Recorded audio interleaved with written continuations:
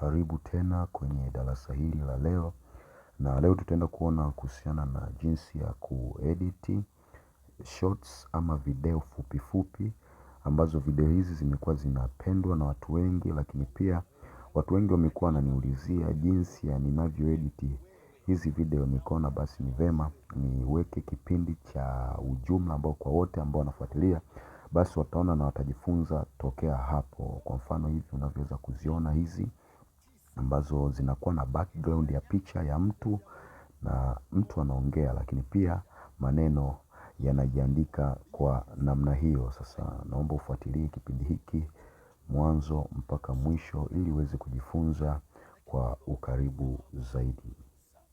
Kwa kawaida ninapo edit hizi video, mimi napenda kutumia application mbili. Application ya kwanza ya InShot pamoja na mwishoni namalizia na CapCut.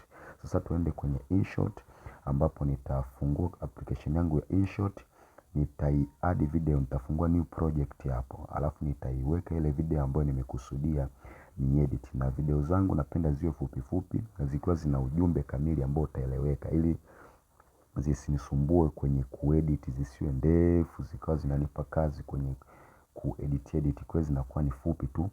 Kwa hiyo nitakuwa nimeweka video yangu kama hiyo hapo. Kwanza natoa hiyo watermark ya hiyo lebo ya InShot. Kwa hiyo video yangu ni kama hivi ambavyo unaweza kuwa unaiona. Mtu wa Mungu hapa anaongea. Sasa ninachokifanya, ninataka kuweka kipimo ama ile ratio ya InShot, kwa sababu ratio ya shorts ambazo zinakuwa na video ndefu haziwi hizi kama za YouTube ya kawaida. Sasa nitatumia hiyo ratio ya 9:16. Kwa ukishabinya hapo kwenye ratio ya 9:16, video yako itakuwa ni ndefu hivi, haitakuwa ile ya kawaida. Kwa baada ya hapo nitaenda sehemu ya hapo kwenye kupip, hapo kwenye hiyo wameandika pip, nitabinya. Alafu hapo juu pana video pana photo, nitaenda kuadd photo background, nitaweka background nyeupe. Lengo la kuweka background ni zibe hiyo video, abaki mtu anaongea lakini haonekani. Sasa nikisha ijaza hiyo background nyeupe, kwa namfunika mtu hataonekana, lakini tabakia video tu, mtu anaongea pasipo yeye kuonekana. Manake hiyo ndio hatua ya kwanza kabisa ya awali ya hizi editing za kuongea maneno. Baada ya hapo video yangu kama hivyo, mtu anakuwa anaongea lakini haonekani. Baada hapo ninaenda kuexport. Nikisha export video yangu itakuwa tayari imeshaingia kwenye simu. Baada hapo ndo ninaenda kwenye application ya CapCut ili nianze kuandika yale maneno na kuweka picture. Kwa hiyo sasa kama unavyoweza kuona hapo, naenda moja kwa moja kwenye application yangu ya CapCut. Ninaifungua application yangu ya CapCut. Itatokea kama hivyo, nita add new project. Nikifungua project yangu hapo, ni hii hapo ya kwanza. Kama unavyoweza kaona ni video ambayo ina background nyeupe tu, mtu anaongea na haina picha, haina mtu yote ambaye anaonekana hapo akiongea.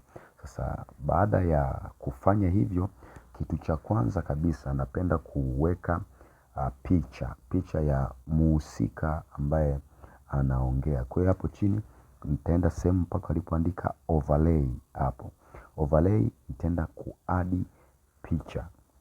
Kwa hiyo nitaenda kuweka picha ya muhusika ambaye ameongea hayo maneno. Kwa hiyo nitachagua picha yake ambayo hiyo picha tayari nimeshaikata vizuri. Ninaiadd kwenye hiyo video yake.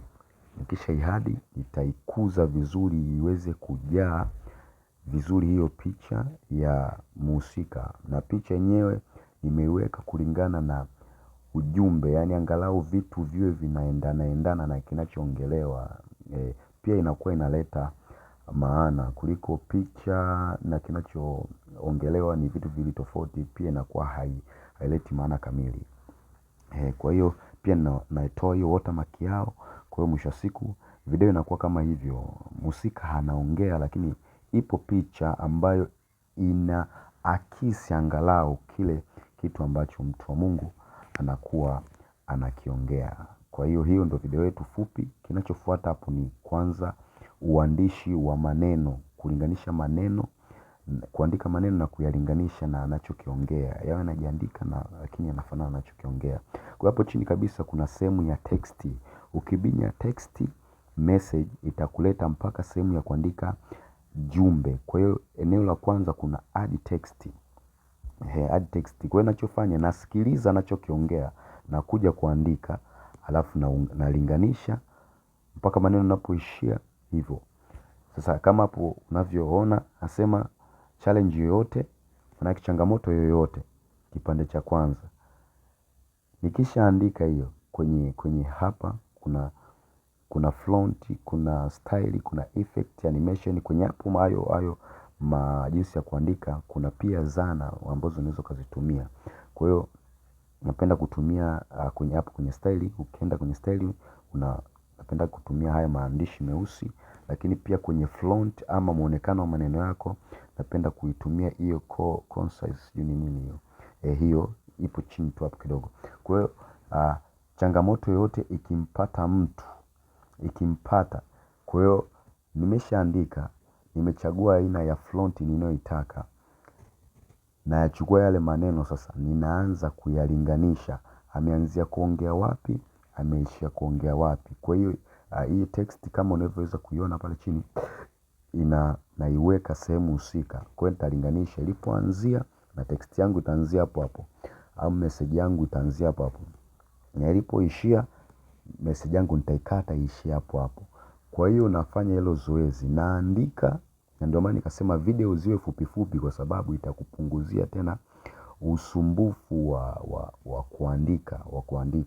Kwa hiyo pia kama hivi unavyoweza ukawa unaona imetokea kwa hapo juu, na kama hauoni vizuri rotate simu yako, geuza simu yako ili iweze kujaa angalau, kwa sababu nimerekodia tu kupitia njia ya smartphone yangu ama simu yangu, na ndio maana haina ukubwa kamili hivyo kama ningeweza kurekodia kwenye kompyuta.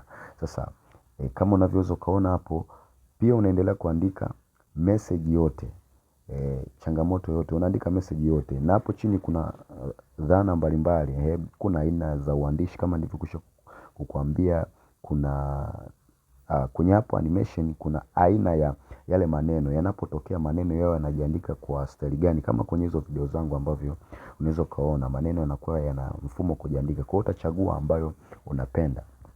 Kwa hiyo ukisha iseti hivyo automatic, ukibinya maneno yanaongea, hiyo message yenyewe kuna namna ya uandishi ambao unatokea na imelingana na anachokiongea mwandishi. Yaani hakuna utofauti wa anapoanza kuongea na message inapoanzia na inapoishia ujumbe na maneno ya mwandishi. Ikiwa panatofautiana basi naifiksi hivyo. Kwa hiyo unaifanya kazi hiyo kwa ujumbe wote mpaka mwishoni. Sasa inaweza ikawa kidogo changamoto kwa mtu ambaye ndo anajifunza kisasa, lakini kwa kama mimi ambaye sasa hizi nimeshazoea, ni kitendo tu cha dakika 5 mpaka 10 kwa video fupi ambazo hazihitaji mambo mengi nakuwa naifanya. Lakini kama itakuwa na mambo mengi inaweza ikafika hata dakika 15, itategemea na ugumu wenyewe ama nimekusudia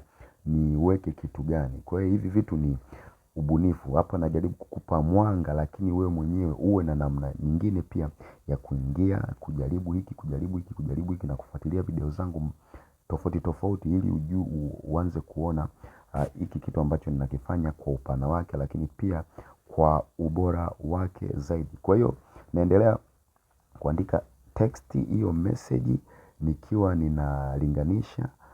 Ikimpata mtu yoyote mwenye akili ninaiandika na ilinganisha. Kwa hiyo utakuta message inaendana na kitu ambacho kinaongelewa, na baada ya hapo, kwa kuwa hii message yenyewe aliyoiongea yameshajirudia, kwa hiyo mimi nitakuwa tu ninaicopy hii text, nitaicopy text mpaka mwisho. Kwa hiyo kwa uchache wake nimejaribu kwenda haraka ili uweze kupata idea ya nini nakifanya, ili pia uweze kujaribu nawe kukifanya. kufanya, na kama patakuwa pana sehemu yoyote imekimbiza sana hapajaeleweka, basi komenti chini hapo kwenye eneo ambalo unaliona haujalielewa vizuri, na nione uwezekano wa kukusanya maoni ya vipengele mbalimbali ambavyo aidha vinaweza vikawa havijaeleweka, ili kusudi kwamba ni vifafanue kwa namna nyingine ambayo inaweza ikawa inaonekana vizuri, ama itakuwa ni nyepesi kwa yoyote ambaye atakuwa anaisikia, anaweza akaelewa na akafanya vizuri zaidi ya hivi ninavyofanya, ama kwa kipimo hiki. Sasa naendelea tu kuiandika hizo texti, naziandika hizo texti, nazilinganisha. Unaweza ukawa unaangalia kwa video pia, unaenda kujaribu kwenye nani yako, kwenye simu yako hapo.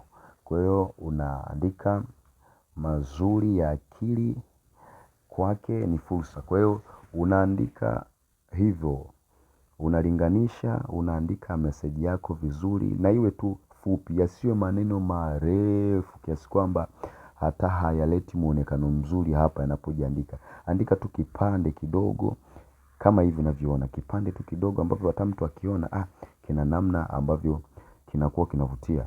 Sasa unaandika kwa ubora tu fulani hivi ambao pia unakuwa hata mtu unampa hamasa ama hamu ya kuendelea kusikiliza. Sasa hapa unaendelea kuandika hiyo text message yako kwenye front, kama ndivyo kuelekeza. Umechagua front ambayo umeipenda, unaandika maneno yako.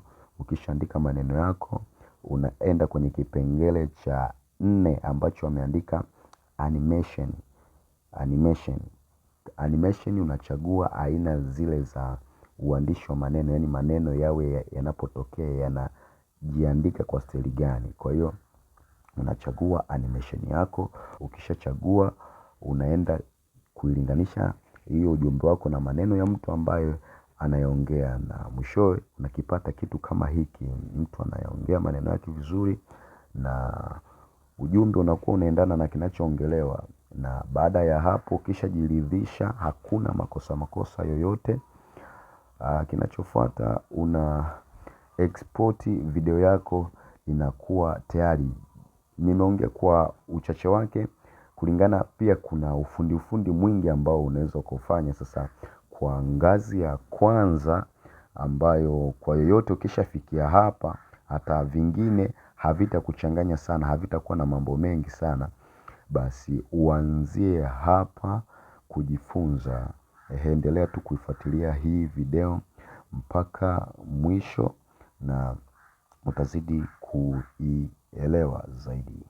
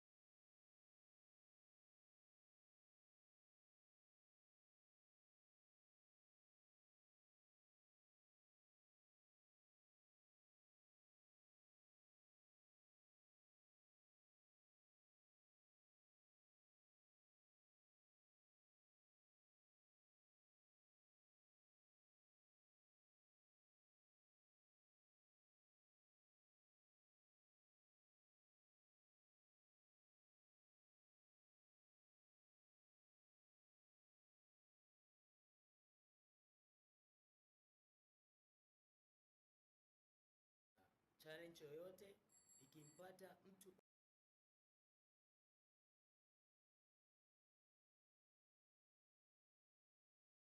challenge yoyote ikimpata mtu challenge yoyote ikimpata mtu mwenye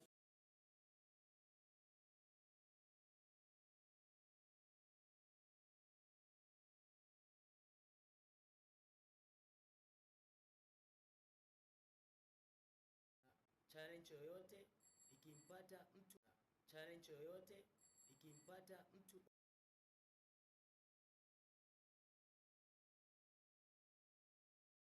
challenge yoyote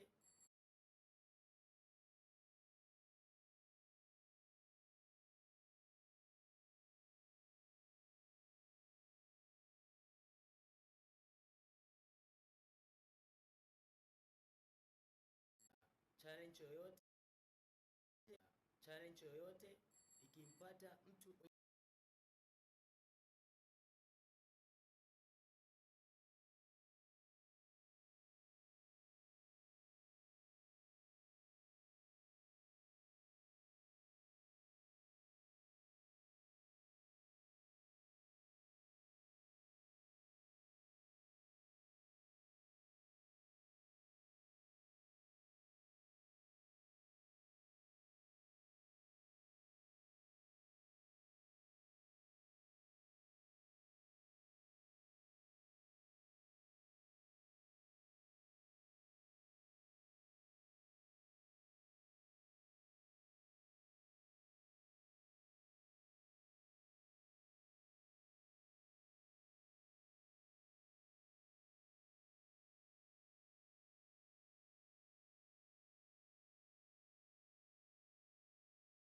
challenge yoyote ikimpata mtu mwenye matumizi mazuri ya akili kwake ni fursa.